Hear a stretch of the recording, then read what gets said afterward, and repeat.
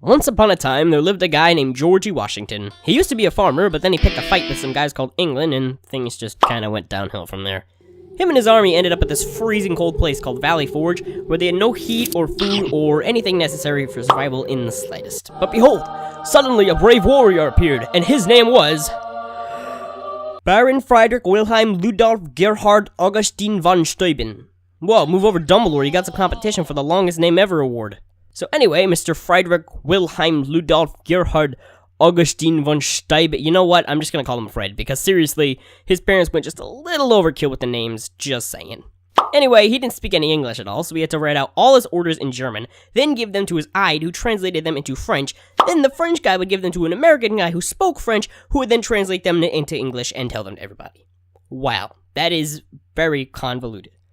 But hey, at least Fred could swear in 3 different languages, so that's nice. He spent a long time whipping the American army into shape, and when he was done, everything was looking pretty good, but then they found out that he was actually an imposter. No, he wasn't pretending to be a different person or anything. He actually was Friedrich Wilhelm, whatever his name is, but he told everyone he was a general when he was actually a captain, which I'm pretty sure should be illegal, but hey, George Washington doesn't care, so I guess it's fine. Oh, this is also the point in the story where Benny the Lightning Lord convinces France to join the war, but if you've seen the other entries in the series, you already know about that, so I'm not going to get into it. Then this guy named Charles Lee, a general for the US Army, leads his troops into a battle that went something like this. Attack!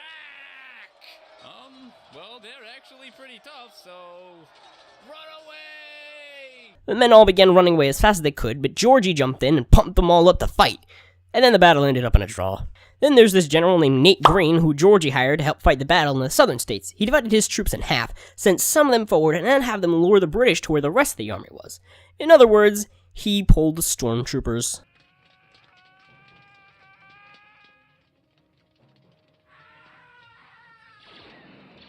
Then a ridiculous amount of English guys showed up to join the fight, and America started running away. England spent nearly all of their forces trying to catch them down, which was part of Greene's plan, and then Greene and his men just hopped on a boat and escaped anyway.